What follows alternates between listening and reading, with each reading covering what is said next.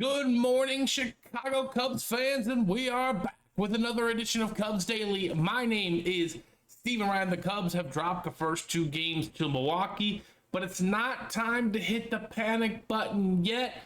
There are moves to be made. It's not a major injury in the sense of significant time missed. It's a major injury in the significance of decision making by Jed Hoyer. We also need to talk about what the Cubs need, and we'll wrap up the series finale with a preview today. But before we get into all that, if you guys are truly enjoying the content, please make sure you guys smash the thumbs up button and subscribe to the channel for more Cubs daily content, and continue to share your thoughts down below. So let's just start it off right now, ladies and gentlemen. The Cubs are just not playing up to snuff. Not what we've been doing. Not playing well since, like what we did in April and May. Now, I will say this, July's record, we are like a game or two above 500. It just doesn't feel that way, right? The offense is not doing what it did before. Pitching has fallen apart. But I say, hey, it's a long season. Teams are going to go through rough stretches, okay? It's never going to be pretty 1 through 162. You're going to have your rough bouts, and that's why they call it the dog days of summer, especially as we turn the calendar to August here at the end of the week. But you just don't like to see it, especially in a big series against the Milwaukee Brewers when we go into the series tied, and now we're 2 games back of the Brewers, who just seem to do a magnificent job of reclaiming projects and fixing them up to make them look spiffy on their own team, like Andrew Vaughn and Quinn Priester, the stars of the game yesterday. Cubs had their chances, there's no doubt about it, but unfortunately, they did not cash in. Dansby Swanson with an ugly strikeout with 2 runners in scoring position. Just couldn't get anything done yesterday, and that's the problem that you don't like to see, right? It seems like my whole life, especially as a Cubs fan, that the Cubs are excellent at putting runners in scoring position and notoriously not excellent at driving them in. But yesterday, if there was a runner on 3rd and 1 out, the Brewers at least got him in with the sac fly. Every single time they cashed in when it mattered, and that's what led to such a discrepancy on the scoreboard. So again, not something you want to see here as a Cub fan, but it's okay. They are in a funk, but I say, hey, better now than October, right? This team is still very good. They're still going to go to October. They have one of the best records in baseball. Yes, they are behind the Brewers now, but it's not about where you are in the middle. It's about how you finish. We could still have a very strong August and September, and this race could look completely different by the end of it. And that goes the good way and the bad way as well, but that's what this week is for, right? That's where the Cubs need to make some moves. Now, there really wasn't a lot of movement on the trade market yesterday. The Blue Jays did make a move for Sir Anthony Dominguez from the Orioles. The Cubs were lightly attached to him, but all he did was cross the field and go to the other bullpen in that sense. But not a lot of more action in the sense of Cubs and the teams they are working with. But we did have some big things happen in the game yesterday for the Cubs. Ian Happ did foul a ball off his shin. He was removed from the game. It didn't look good. He was hobbling around.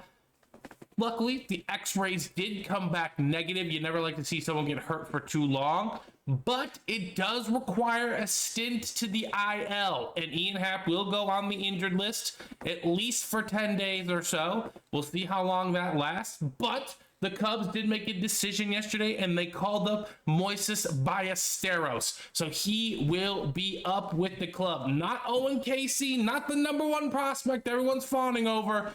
This is a big decision, ladies and gentlemen, because Owen Casey is absolutely going crazy in AAA right now. He is hitting the snot out of the ball, and he is a left fielder. You would think it's a perfect fit for the young man, but no. Jed called up Moises Ballesteros, so I'm guessing Seiya Suzuki is going to be moving over to left field for now, and Moises is going to DH unless something is in the mist, right? Unless something's happening that we don't know about, and that news could be dropping today. So that kind of leaves a lot to question, right? Why not Owen Casey? Well, I think he's getting traded. So, buckle up, Cubs fans. I know there's a lot of you out there that are not thrilled about the idea of trading him.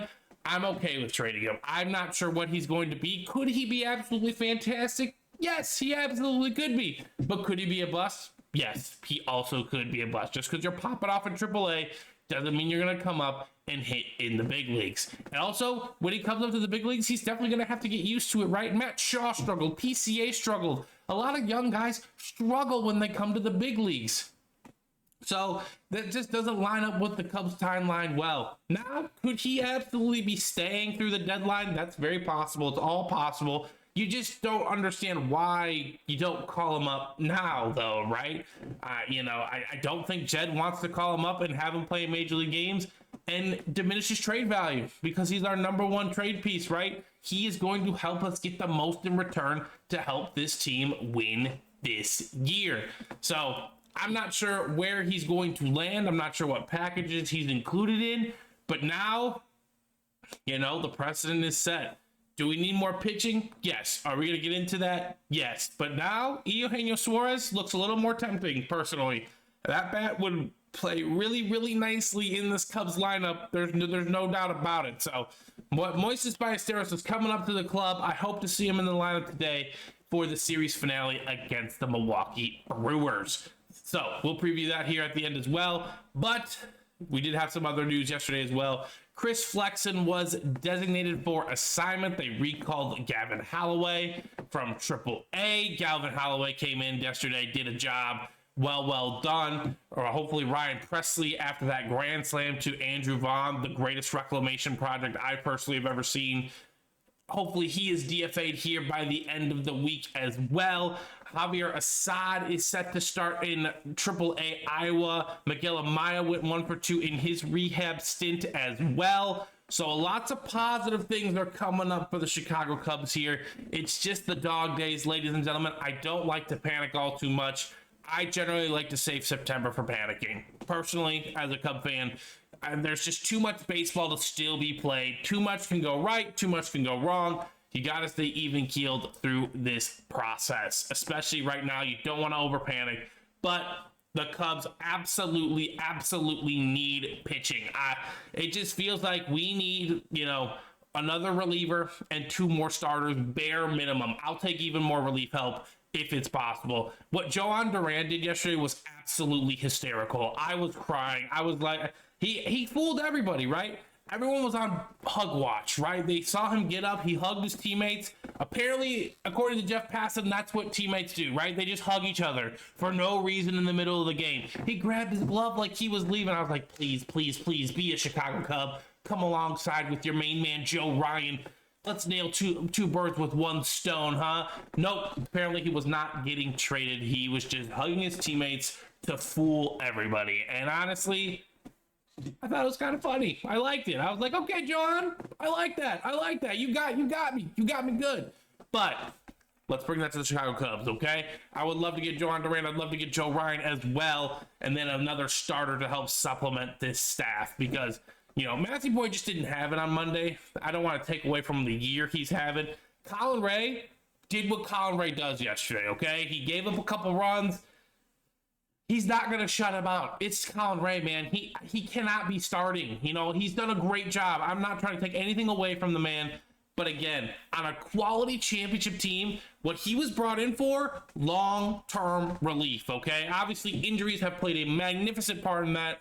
Tyone going out, Steele going out, Imanaga going out, and Colin Ray has been asked to do so much more than what his initial job was intended for. So either way, the Cubs need pitching, and I would like to see a move done today. Let's go get Joe Ryan. Let's go get Joan Duran, and let's go plug and play Eugenio Suarez and Merrill Kelly as well. That's my personal wish list as it sits this moment. I don't know what the Cubs are going to do, but hopefully Jed is cooking up something behind the scenes. Now, let's spin this in a positive way, okay, ladies and gentlemen? These first 2 games have not looked good.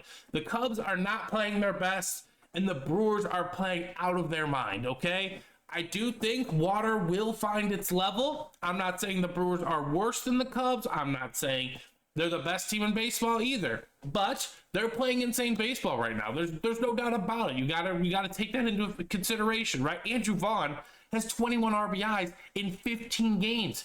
I don't even know if he had 21 RBIs last year with the White Sox. So again, you just got to take it with a grain of salt. They are kicking our butts right now. Tip of the hat to them. They've done a fantastic job with what they're doing over in Milwaukee, but it's about what happens at the end of the season, and hopefully that's when the Cubs are playing their best baseball. So just got to keep focused. We can still salvage this against Milwaukee. A win today, and we're only a game behind.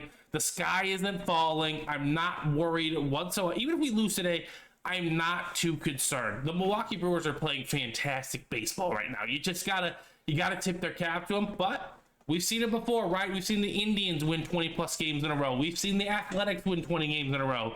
You don't want to pop too early. That is a very realistic thing in baseball as well. So you got to keep that in the back of your mind when you're thinking about that kind of stuff. The Brewers are here to stay. I'm not denying that. They're going to go to the playoffs, but are they playing their best baseball right now? Because you want that for October. You do not want it for right now. So just have to keep that in the back of the mind. I don't think the Cubs have played their best baseball yet all year, and I'm hoping that happens start to happen around 2 weeks to go with September.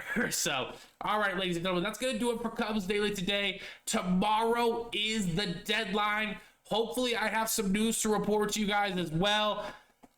I'm not sure what's going to happen. It's going to be absolute chaos, or it's just nothing's going to happen. I think the Cubs are going to try and lean on their system a little bit more than we want to think, but the Ballesteros news really signals to me that, hey, Owen Casey, Kevin Alcantara, those guys, very possibly that they're packing up ship and heading out here soon. So just be ready. Hug Watch is in full effect. Let's go, Cubs. Let's get a W today, and let's get back on track. Again, if you guys are enjoying the content, make sure you hit that thumbs up and subscribe to the channel. I appreciate every single one of you. I hope you all have a great day. I'll talk to you soon.